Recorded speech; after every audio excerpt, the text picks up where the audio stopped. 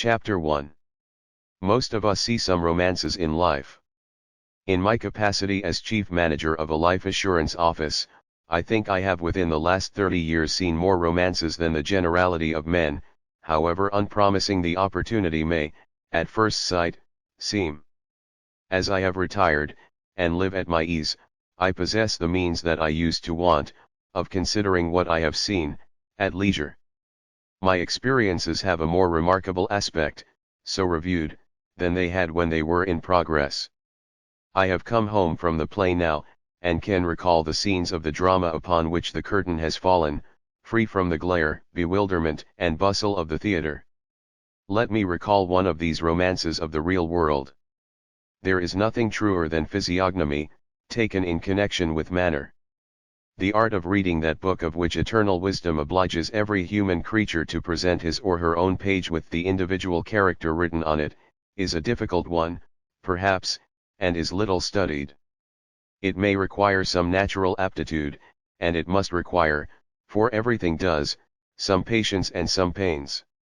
That these are not usually given to it, that numbers of people accept a few stock commonplace expressions of the face as the whole list of characteristics, and neither seek nor know the refinements that are truest, that you, for instance, give a great deal of time and attention to the reading of music, Greek, Latin, French, Italian, Hebrew, if you please, and do not qualify yourself to read the face of the master or mistress looking over your shoulder teaching it to you, I assume to be 500 times more probable than improbable.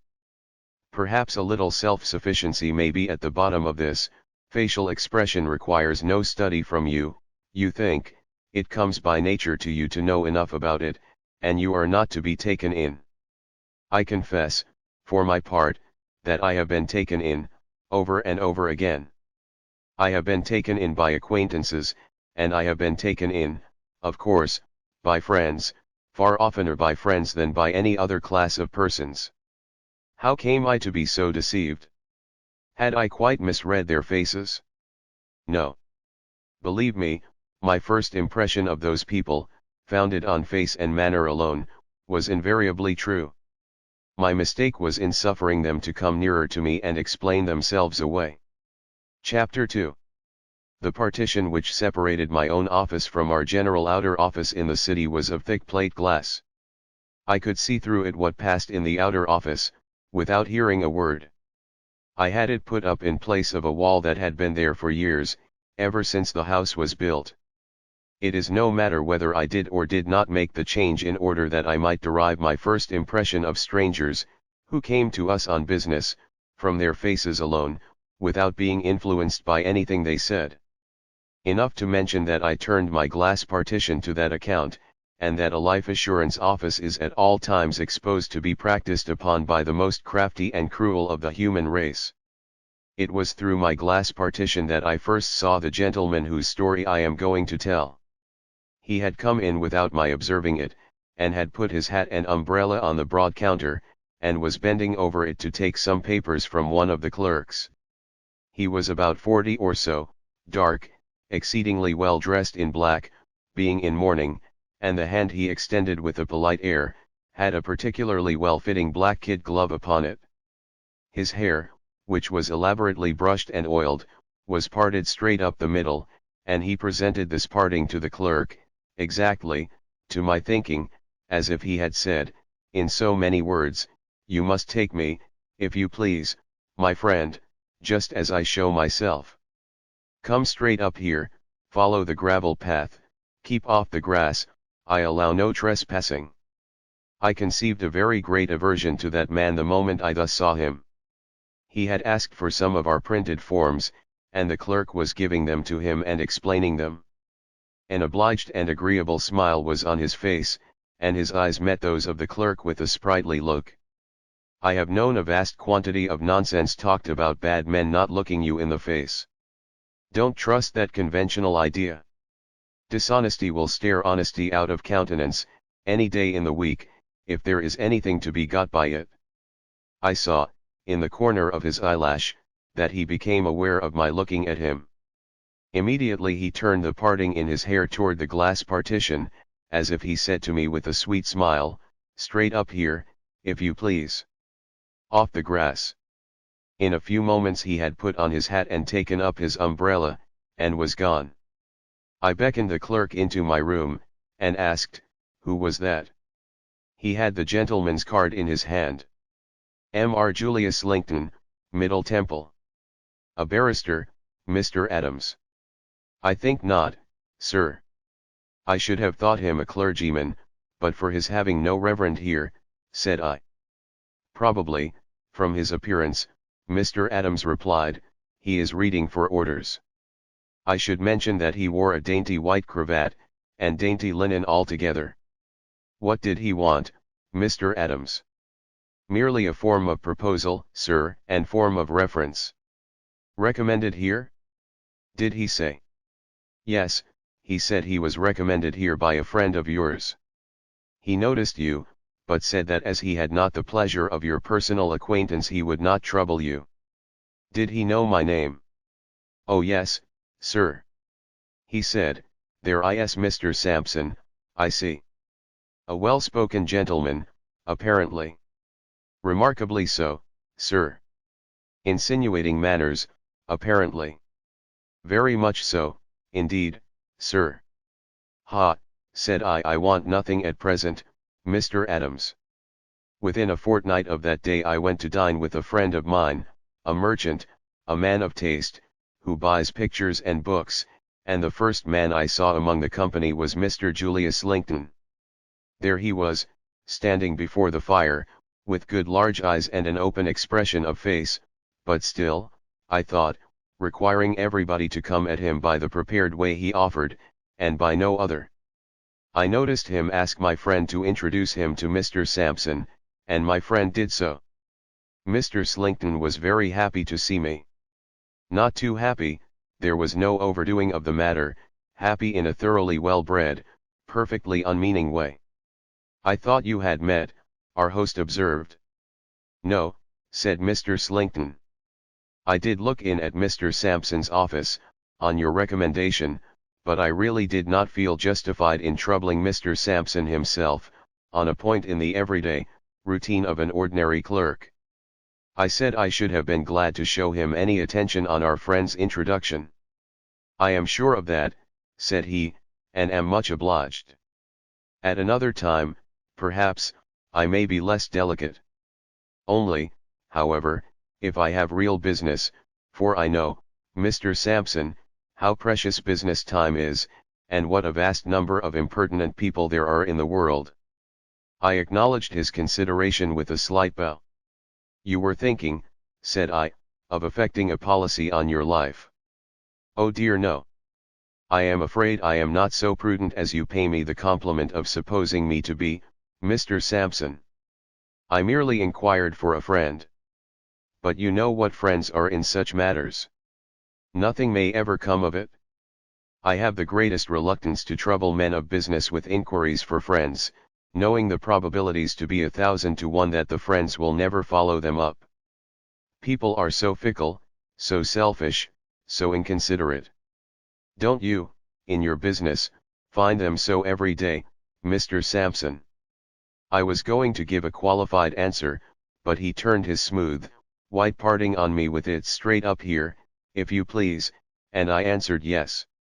"I hear, Mr. Sampson," he resumed presently, for our friend had a new cook, and dinner was not so punctual as usual, "that your profession has recently suffered a great loss."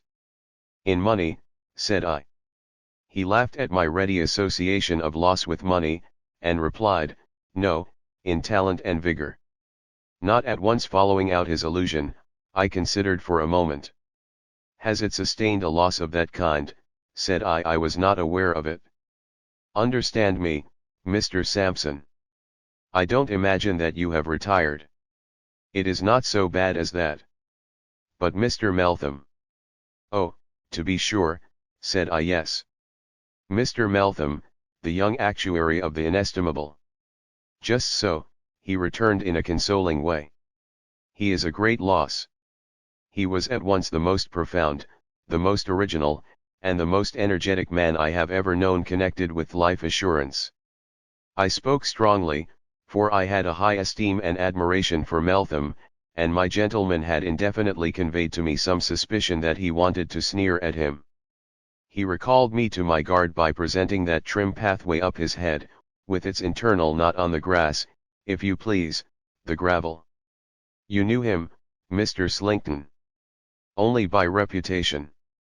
To have known him as an acquaintance or as a friend, is an honor I should have sought if he had remained in society, though I might never have had the good fortune to attain it, being a man of far inferior mark. He was scarcely above 30, I suppose. About 30. Ah, he sighed in his former consoling way. What creatures we are! To break up, Mr. Sampson, and become incapable of business at that time of life. Any reason assigned for the melancholy fact? Humph, thought I, as I looked at him. But I won't go up the track, and I will go on the grass. What reason have you heard assigned, Mr. Slinkton? I asked, point blank. Most likely a false one. You know what rumor is, Mr. Sampson. I never repeat what I hear, it is the only way of paring the nails and shaving the head of rumor. But when you ask me what reason I have heard assigned for Mr. Meltham's passing away from among men, it is another thing. I am not gratifying idle gossip then. I was told, Mr. Sampson, that Mr. Meltham had relinquished all his avocations and all his prospects, because he was, in fact, broken-hearted. A disappointed attachment, I heard, though it hardly seems probable, in the case of a man so distinguished and so attractive. Attractions and distinctions are no armor against death, said I. Oh, she died. Pray pardon me. I did not hear that. That, indeed, makes it very, very sad. Poor Mr. Meltham. She died. Ah, dear me. Lamentable, lamentable. I still thought his pity was not quite genuine, and I still suspected an unaccountable sneer under all this, until he said, as we were parted, like the other knots of talkers, by the announcement of dinner. M.R. Sampson, you are surprised to see me so moved on behalf of a man whom I have never known. I am not so disinterested as you may suppose. I have suffered, and recently too, from death myself. I have lost one of two charming nieces, who were my constant companions. She died young, barely 23, and even her remaining sister is far from strong. The world is a grave. He said this with deep feeling, and I felt reproached for the coldness of my manner. Coldness and distrust had been engendered in me, I knew, by my bad experiences. They were not natural to me, and I often thought how much I had lost in life, losing trustfulness, and how little I had gained, gaining hard caution. This state of mind being habitual to me, I troubled myself more about this conversation than I might have troubled myself about a greater matter. I listened to his talk at dinner, and observed how readily other men responded to it, and with what a graceful instinct he adapted his subjects to the knowledge and habits of those he talked with. As, in talking with me, he had easily started the subject I might be supposed to understand best, and to be the most interested in, so, in talking with others, he guided himself by the same rule. The company was of a varied character, but he was not at fault, that I could discover, with any member of it. He knew just as much of each man's pursuit as made him agreeable to that man in reference to it, and just as little as made it natural in him to seek modestly for information when the theme was broached. As he talked and talked, but really not too much, for the rest of us seemed to force it upon him, I became quite angry with myself. I took his face to pieces in my mind, like a watch, and examined it in detail. I could not say much against any of his features separately, I could say even less against them when they were put together. Then is it not monstrous, I asked myself, that because a man happens to part his hair straight up the middle of his head, I should permit myself to suspect, and even to detest him? I may stop to remark that this was no proof of my sense. An observer of men who finds himself steadily repelled by some apparently trifling thing in a stranger is right to give it great weight. It may be the clue to the whole mystery. A hair or two will show where a lion is hidden. A very little key will open a very heavy door. I took my part in the conversation with him after a time, and we got on remarkably well. In the drawing room I asked the host how long he had known Mr. Silton. He answered, not many months. He had met him at the house of a celebrated painter then present, who had known him well when he was traveling with his nieces in Italy for their health. His plans in life being broken by the death of one of them, he was reading with the intention of going back to college as a matter of form, taking his degree, and going into orders. I could not but argue with myself that here was the true explanation of his interest in poor Meltham, and that I had been almost brutal in my distrust on that simple head. Chapter 3. On the very next day but one I was sitting behind my glass partition, as before, when he came into the outer office, as before. The moment I saw him again without hearing him, I hated him worse than ever. It was only for a moment that I had this opportunity, for he waved his tight-fitting black glove the instant I looked at him, and came straight in. Mr. Sampson, good day. I presume, you see, upon your kind permission to intrude upon you. I don't keep my word in being justified by business, for my business here, if I may so abuse the word, is of the slightest nature. I asked, was it anything I could assist him in? I thank you, no. I merely called to inquire outside whether my dilatory friend had been so false to himself as to be practical and sensible. But, of course, he has done nothing. I gave him your papers with my own hand, and he was hot upon the intention, but of course he has done nothing. Apart from the general human disinclination to do anything that ought to be done, I dare say there is especially about assuring one's life. You find it like will-making. People are so superstitious, and take it for granted they will die soon afterwards. Up here, if you please, straight up here, Mr. Sampson. Neither to the right nor to the left. I almost fancied I could hear him breathe the words as he sat smiling at me, with that intolerable parting exactly opposite the bridge of my nose. There is such a feeling sometimes, no doubt, I replied, but I don't think it obtains to any great extent.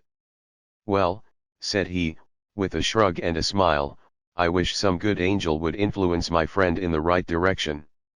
I rashly promised his mother and sister in Norfolk to see it done, and he promised them that he would do it. But I suppose he never will. He spoke for a minute or two on indifferent topics, and went away. I had scarcely unlocked the drawers of my writing table next morning, when he reappeared. I noticed that he came straight to the door in the glass partition, and did not pause a single moment outside.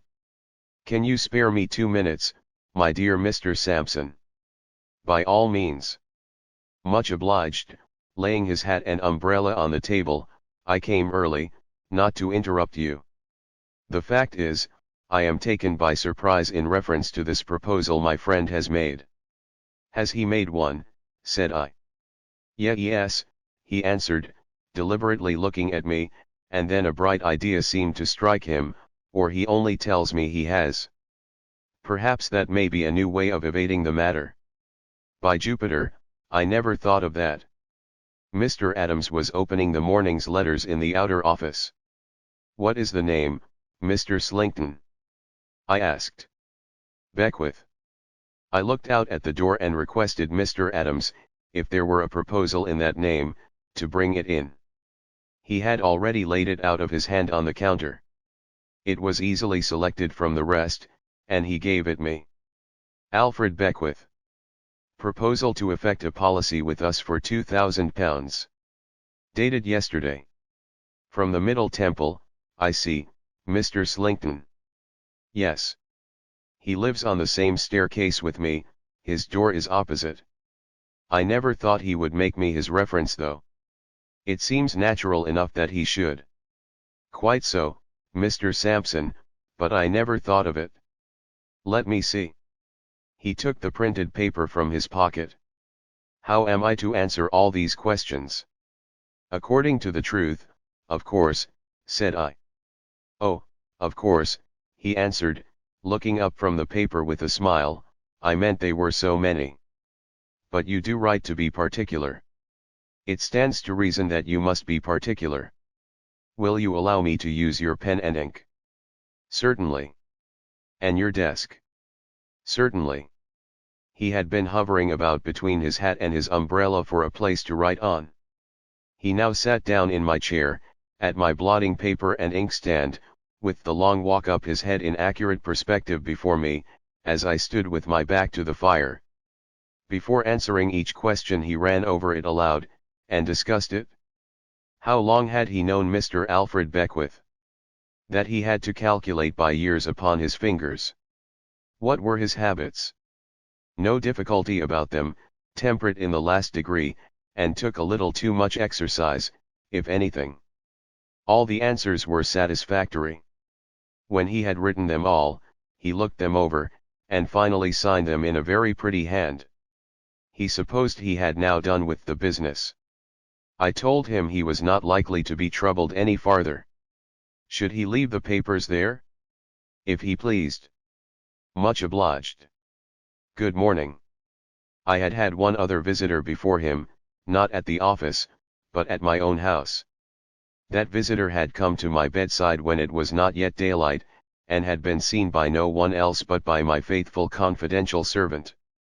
A second reference paper, for we required always two, was sent down into Norfolk, and was duly received back by post. This, likewise, was satisfactorily answered in every respect. Our forms were all complied with, we accepted the proposal, and the premium for 1 year was paid. Chapter 4. For 6 or 7 months I saw no more of Mr. Silton. He called once at my house, but I was not at home, and he once asked me to dine with him in the Temple, but I was engaged. His friend's assurance was effected in March.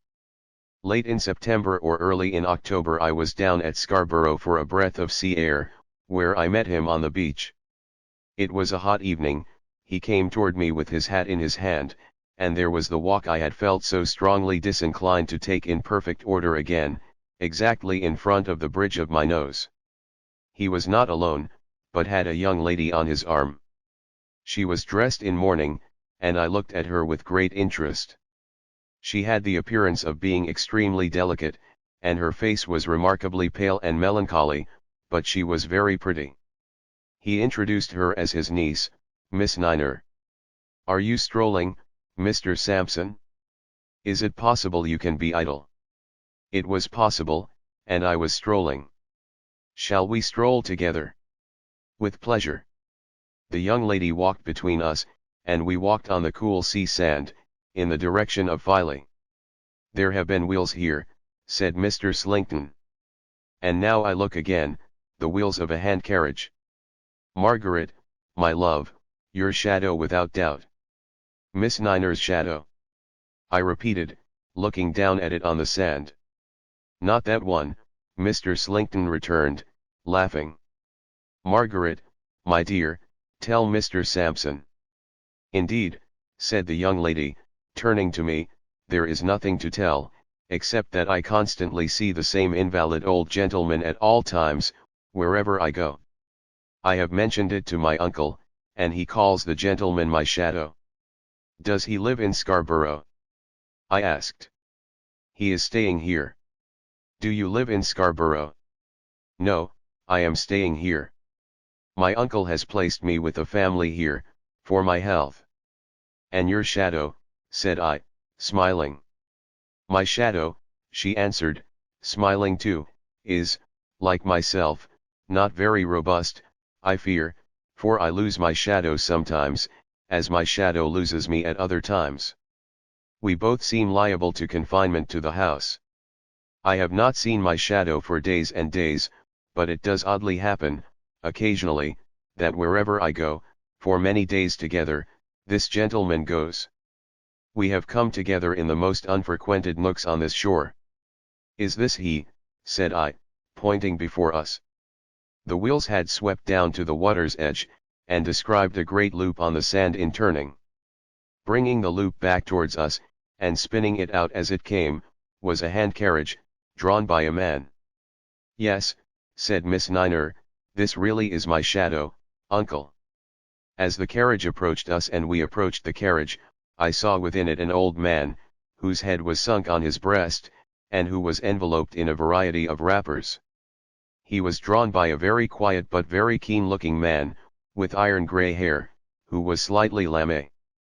They had passed us, when the carriage stopped, and the old gentleman within, putting out his arm, called to me by my name. I went back, and was absent from Mr. Slinkton and his niece for about 5 minutes. When I rejoined them, Mr. Slinkton was the first to speak. Indeed, he said to me in a raised voice before I came up with him, "It is well you have not been longer, or my niece might have died of curiosity to know who her shadow is, Mr. Sampson." "An old East India director," said I, "an intimate friend of our friends, at whose house I first had the pleasure of meeting you. A certain Major Banks. You have heard of him?" "Never."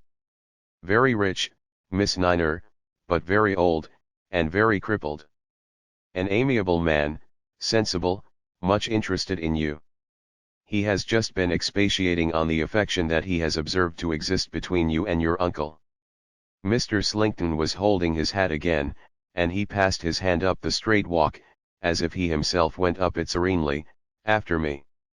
"Mr. Sampson," he said, tenderly pressing his niece's arm in his, "our affection was always a strong one, for we have had but few near ties. We have still fewer now. We have associations to bring us together, that are not of this world, Margaret." "Dear uncle," murmured the young lady, and turned her face aside to hide her tears. "My niece and I have such remembrances and regrets in common, Mr. Sampson," he feelingly pursued, "that it would be strange indeed if the relations between us were cold or indifferent. If I remember a conversation we once had together, you will understand the reference I make. Cheer up, dear Margaret. Don't droop, don't droop. My Margaret. I cannot bear to see you droop." The poor young lady was very much affected, but controlled herself. His feelings, too, were very acute. In a word, he found himself under such great need of a restorative, that he presently went away, to take a bath of sea water, leaving the young lady and me sitting by a point of rock, and probably presuming, but that you will say was a pardonable indulgence in a luxury, that she would praise him with all her heart. She did, poor thing. With all her confiding heart, she praised him to me, for his care of her dead sister, and for his untiring devotion in her last illness. The sister had wasted away very slowly, and wild and terrible fantasies had come over her toward the end, but he had never been impatient with her, or at a loss, had always been gentle, watchful, and self-possessed. The sister had known him, as she had known him, to be the best of men, the kindest of men, and yet a man of such admirable strength of character, as to be a very tower for the support of their weak natures while their poor lives endured. "I shall leave him, Mr. Sampson, very soon," said the young lady. "I know my life is drawing to an end, and when I am gone, I hope he will marry and be happy. I am sure he has lived single so long, only for my sake, and for my poor, poor sisters." The little hand carriage had made another great loop on the damp sand, and was coming back again, gradually spinning out a slim figure of 8, half a mile long. "Young lady," said I, looking around, laying my hand upon her arm, and speaking in a low voice, "time presses. You hear the gentle murmur of that sea?" She looked at me with the utmost wonder and alarm, saying, "Yes." "And you know what a voice is in it when the storm comes?" "Yes." "You see how quiet and peaceful it lies before us, and you know what an awful sight of power without pity it might be, this very night?" "Yes." "But if you had never heard or seen it, or heard of it in its cruelty, could you believe that it beats every inanimate thing in its way to pieces, without mercy, and destroys life without remorse? You terrify me, sir, by these questions. To save you, young lady, to save you. For God's sake, collect your strength and collect your firmness. If you were here alone, and hemmed in by the rising tide on the floe to 50 feet above your head, You could not be in greater danger than the danger you are now to be saved from. The figure on the sand was spun out, and straggled off into a crooked little jerk that ended at the cliff very near us. As I am, before heaven and the judge of all mankind, your friend, and your dead sister's friend, I solemnly entreat you, Miss Niner, without one moment's loss of time, to come to this gentleman with me. If the little carriage had been less near to us, I doubt if I could have got her away, but it was so near that we were there before she had recovered the hurry of being urged from the rock. I did not remain there with her 2 minutes. Certainly within 5, I had the inexpressible satisfaction of seeing her, from the point we had sat on, and to which I had returned, half supported and half carried up some rude steps notched in the cliff, by the figure of an active man. With that figure beside her, I knew she was safe anywhere. I sat alone on the rock, awaiting Mr. Slinkton's return. The twilight was deepening and the shadows were heavy, when he came round the point, with his hat hanging at his buttonhole, smoothing his wet hair with one of his hands, and picking out the old path with the other and a pocket comb. "My niece not here, Mr. Sampson," he said, looking about. Miss Niner seemed to feel a chill in the air after the sun was down, and has gone home. He looked surprised, as though she were not accustomed to do anything without him, even to originate so slight a proceeding. "I persuaded Miss Niner," I explained. "Ah," said he. "She is easily persuaded, for her good. Thank you, Mr. Sampson, she is better within doors. The bathing place was farther than I thought, to say the truth. Miss Niner is very delicate," I observed. He shook his head and drew a deep sigh. "Very, very, very. You may recollect my saying so. The time that has since intervened has not strengthened her. The gloomy shadow that fell upon her sister so early in life seems, in my anxious eyes, to gather over her, ever darker, ever darker. Dear Margaret, dear Margaret. But we must hope." The hand carriage was spinning away before us at a most indecorous pace for an invalid vehicle, and was making most irregular curves upon the sand. Mr. Slinkton, noticing it after he had put his handkerchief to his eyes, said, "If I may judge from appearances, your friend will be upset, Mr. Sampson." "It looks probable, certainly," said I. "The servant must be drunk." "The servants of old gentlemen will get drunk sometimes," said I. "The Major draws very light, Mr. Sampson." "The Major does draw light," said I. By this time the carriage, much to my relief, was lost in the darkness. We walked on for a little, side by side over the sand, in silence. After a short while he said, in a voice still affected by the emotion that his niece's state of health had awakened in him, "Do you stay here long, Mr. Sampson?" "Why, no. I am going away tonight." "So soon? But business always holds you in request. Men like Mr. Sampson are too important to others, to be spared to their own need of relaxation and enjoyment." "I don't know about that," said I. "However, I am going back." "To London?" "To London. I shall be there too, soon after you." I knew that as well as he did. But I did not tell him so. Any more than I told him what defensive weapon my right hand rested on in my pocket, as I walked by his side. Any more than I told him why I did not walk on the seaside of him with the night closing in. We left the beach, and our ways diverged. We exchanged good night, and had parted indeed, when he said, returning, "M.R. Sampson, may I ask?" "Poor Meltham, whom we spoke of, dead yet?" "Not when I last heard of him, but too broken a man to live long, and hopelessly lost to his old calling." "Dear, dear, dear," said he, with great feeling. "Sad, sad, sad. The world is a grave." And so went his way. It was not his fault if the world were not a grave, but I did not call that observation after him, any more than I had mentioned those other things just now enumerated. He went his way, and I went mine with all expedition. This happened, as I have said, either at the end of September or beginning of October. The next time I saw him, and the last time, was late in November. Chapter 5. I had a very particular engagement to breakfast in the temple. It was a bitter northeasterly morning, and the sleet and slush lay inches deep in the streets.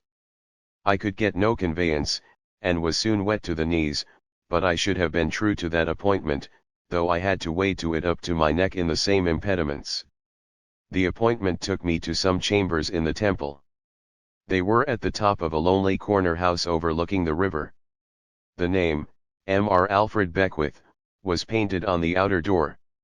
On the door opposite, on the same landing, the name Mr. Julius Silton. The doors of both sets of chambers stood open, so that anything said aloud in one set could be heard in the other. I had never been in those chambers before.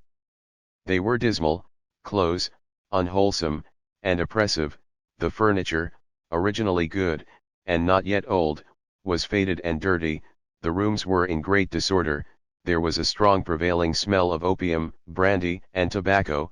The grate and fire irons were splashed all over with unsightly blotches of rust, and on a sofa by the fire, in the room where breakfast had been prepared, lay the host, Mr. Beckwith, a man with all the appearances of the worst kind of drunkard, very far advanced upon his shameful way to death. "Silton is not come yet," said this creature, staggering up when I went in. "I'll call him. Hello, Julius Caesar. Come and drink." As he hoarsely roared this out, he beat the poker and tongs together in a mad way, as if that were his usual manner of summoning his associate. The voice of Mr. Silton was heard through the clatter from the opposite side of the staircase, and he came in. He had not expected the pleasure of meeting me. I have seen several artful men brought to a stand, but I never saw a man so aghast as he was when his eyes rested on mine. "Julius Caesar," cried Beckwith, staggering between us, "Miss Sampson." "Miss Sampson, Julius Caesar." "Julius, Miss Sampson, is the friend of my soul. Julius keeps me plied with liquor, morning, noon, and night. Julius is a real benefactor. Julius threw the tea and coffee out of window when I used to have any. Julius empties all the water jugs of their contents, and fills 'em with spirits. Julius winds me up and keeps me going. Boil the brandy, Julius." There was a rusty and furred saucepan in the ashes looked like the accumulation of weeks, and Beckwith, rolling and staggering between us as if he were going to plunge headlong into the fire, got the saucepan out, and tried to force it into Silton's hand. "Boil the brandy, Julius Caesar. Come. Do your usual office. Boil the brandy." He became so fierce in his gesticulations with the saucepan, that I expected to see him lay open Silton's head with it. I therefore put out my hand to check him. He reeled back to the sofa, and sat there panting, shaking, and red-eyed, in his rags of dressing gown, looking at us both. I noticed then that there was nothing to drink on the table but brandy, and nothing to eat but salted herrings, and a hot, sickly, highly peppered stew. "At all events, Mr. Sampson," said Silton, offering me the smooth gravel path for the last time, "I thank you for interfering between me and this unfortunate man's violence.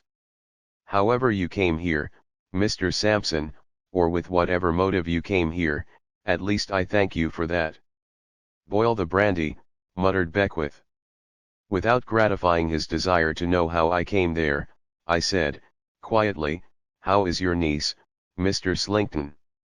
He looked hard at me, and I looked hard at him.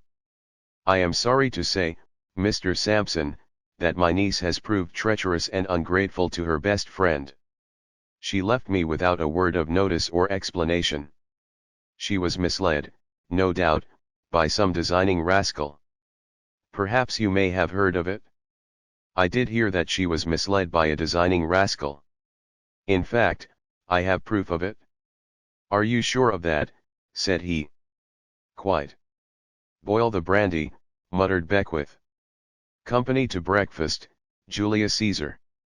Do your usual office, Provide the usual breakfast, dinner, tea, and supper. Boil the brandy.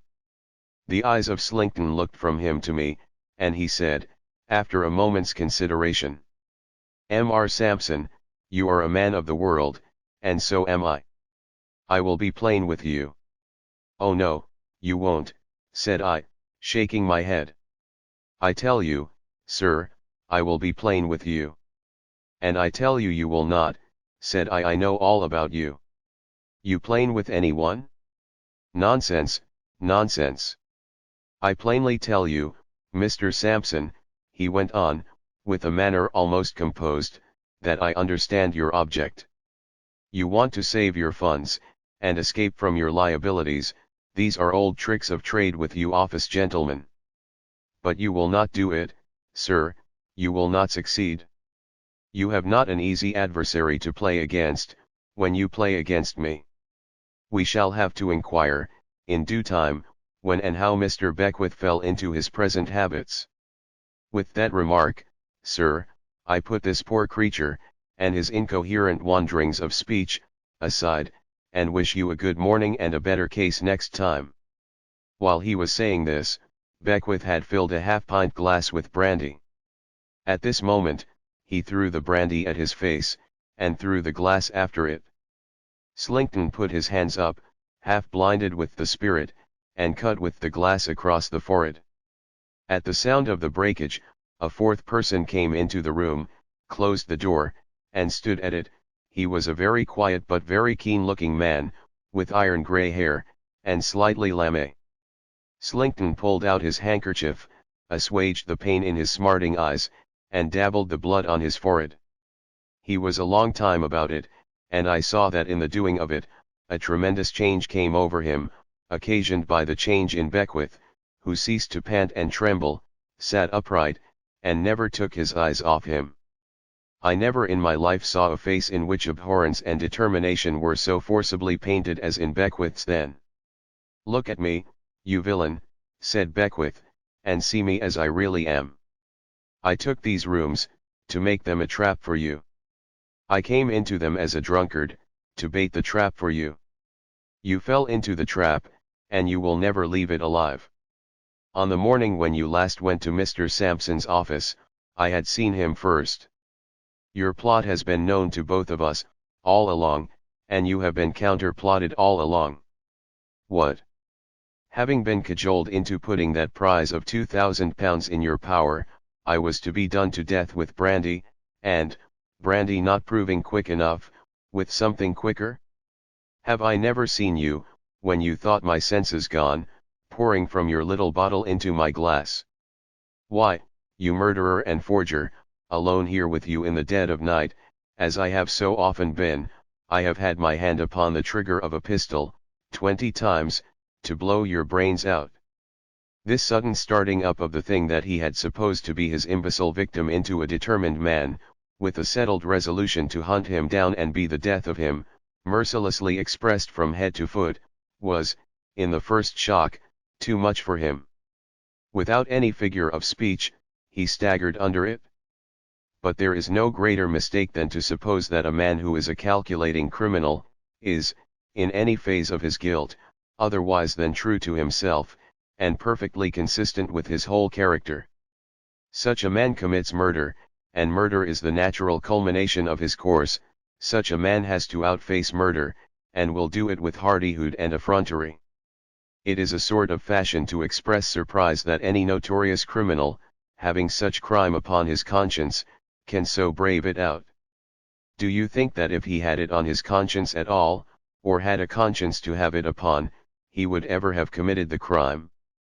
Perfectly consistent with himself, as I believe all such monsters to be, this Slinkton recovered himself, and showed a defiance that was sufficiently cold and quiet. He was white, he was haggard, he was changed, but only as a sharper who had played for a great stake and had been outwitted and had lost the game. "Listen to me, you villain," said Beckwith, "and let every word you hear me say be a stab in your wicked heart. When I took these rooms, to throw myself in your way and lead you on to the scheme that I knew my appearance and supposed character and habits would suggest to such a devil, how did I know that? Because you were no stranger to me. I knew you well. And I knew you to be the cruel wretch who, for so much money, had killed one innocent girl while she trusted him implicitly, and who was by inches killing another. Slinkton took out a snuff box, took a pinch of snuff, and left. But see here, said Beckwith, never looking away, never raising his voice, never relaxing his face, never unclenching his hand. See what a dull wolf you have been, after all. The infatuated drunkard who never drank a 50th part of the liquor you plied him with, but poured it away, here, there, everywhere, almost before your eyes, who bought over the fellow you set to watch him and to ply him, by outbidding you in his bribe, before he had been at his work 3 days, with whom you have observed no caution, yet who was so bent on ridding the earth of you as a wild beast, that he would have defeated you if you had been ever so prudent, that drunkard whom you have many a time left on the floor of this room, and who has even let you go out of it, alive and undeceived, when you have turned him over with your foot, has, almost as often, on the same night, within an hour, within a few minutes, watched you awake, had his hand at your pillow when you were asleep, turned over your papers, taken samples from your bottles and packets of powder, changed their contents, rifled every secret of your life. He had had another pinch of snuff in his hand, but had gradually let it drop from between his fingers to the floor, where he now smoothed it out with his foot, looking down at it the while. That drunkard, said Beckwith, who had free access to your rooms at all times, that he might drink the strong drinks that you left in his way and be the sooner ended, holding no more terms with you than he would hold with a tiger, has had his master key for all your locks, his test for all your poisons, his clue to your cipher writing.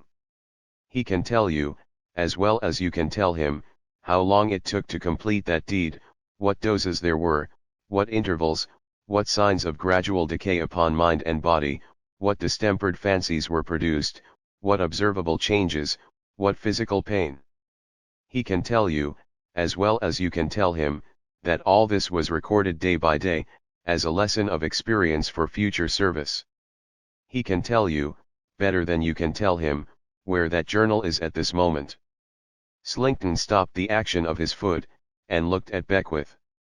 No, said the latter, as if answering a question from him. Not in the drawer of the writing desk that opens with a spring, it is not there, and it never will be there again. Then you are a thief, said Slinkton. Without any change whatever in the inflexible purpose, which it was quite terrific even to me to contemplate, and from the power of which I had always felt convinced it was impossible for this wretch to escape, Beckwith returned. And I am your niece's shadow, too. With an imprecation Slinkton put his hand to his head, tore out some hair, and flung it to the ground. It was the end of the smooth walk, he destroyed it in the action, and it will soon be seen that his use for it was past. Beckwith went on, whenever you left here, I left here. Although I understood that you found it necessary to pause in the completion of that purpose, to avert suspicion, still I watched you close, with the poor confiding girl. When I had the diary, and could read it word by word, it was only about the night before your last visit to Scarborough, you remember the night? You slept with a small flat vial tied to your wrist, I sent to Mr. Sampson, who was kept out of view. This is Mr. Sampson's trusty servant standing by the door. We 3 saved your niece among us. Slinkton looked at us all, took an uncertain step or two from the place where he had stood, returned to it, and glanced about him in a very curious way, as one of the meaner reptiles might, looking for a hole to hide in. I noticed at the same time, that a singular change took place in the figure of the man, as if it collapsed within his clothes, and they consequently became ill-shapen and ill-fitting. You shall know, said Beckwith, for I hope the knowledge will be bitter and terrible to you, why you have been pursued by one man, and why, when the whole interest that Mr. Sampson represents would have expended any money in hunting you down, you have been tracked to death at a single individual's charge. I hear you have had the name of Meltham on your lips sometimes. I saw, in addition to those other changes, a sudden stoppage come upon his breathing. When you sent the sweet girl whom you murdered, you know with what artfully made out surroundings and probabilities you sent her, to Meltham's office, before taking her abroad to originate the transaction that doomed her to the grave. It fell to Meltham's lot to see her and to speak with her. It did not fall to his lot to save her, though I know he would freely give his own life to have done it. He admired her, I would say he loved her deeply, if I thought it possible that you could understand the word. When she was sacrificed, he was thoroughly assured of your guilt. Having lost her, he had but one object left in life, and that was to avenge her and destroy you. I saw the villain's nostrils rise and fall convulsively, but I saw no moving at his mouth. That man Meltham, Beckwith steadily pursued, was as absolutely certain that you could never elude him in this world, if he devoted himself to your destruction with his utmost fidelity and earnestness, and if he divided the sacred duty with no other duty in life, as he was certain that in achieving it he would be a poor instrument in the hands of Providence, and would do well before heaven in striking you out from among living men. I am that man, and I thank God that I have done my work. If Slinkton had been running for his life from swift-footed savages, a dozen miles, he could not have shown more emphatic signs of being oppressed at heart and laboring for breath, than he showed now, when he looked at the pursuer who had so relentlessly hunted him down. You never saw me under my right name before, you see me under my right name now. You shall see me once again in the body, when you are tried for your life. You shall see me once again in the spirit, when the cord is round your neck, and the crowd are crying against you. When Meltham had spoken these last words, the miscreant suddenly turned away his face, and seemed to strike his mouth with his open hand. At the same instant, the room was filled with a new and powerful odor, and, almost at the same instant, he broke into a crooked run, leap, start, I have no name for the spasm, and fell, with a dull weight that shook the heavy old doors and windows in their frames. That was the fitting end of him. When we saw that he was dead, we drew away from the room, and Meltham, giving me his hand, said, with a weary air, I have no more work on earth, my friend. But I shall see her again elsewhere. It was in vain that I tried to rally him. He might have saved her, he said, he had not saved her, and he reproached himself, he had lost her, and he was broken-hearted. The purpose that sustained me is over, Sampson, and there is nothing now to hold me to life. I am not fit for life, I am weak and spiritless, I have no hope and no object, my day is done. In truth, I could hardly have believed that the broken man who then spoke to me was the man who had so strongly and so differently impressed me when his purpose was before him. I used such entreaties with him, as I could, but he still said, and always said, in a patient, undemonstrative way, nothing could avail him, he was broken-hearted. He died early in the next spring. He was buried by the side of the poor young lady for whom he had cherished those tender and unhappy regrets, and he left all he had to her sister.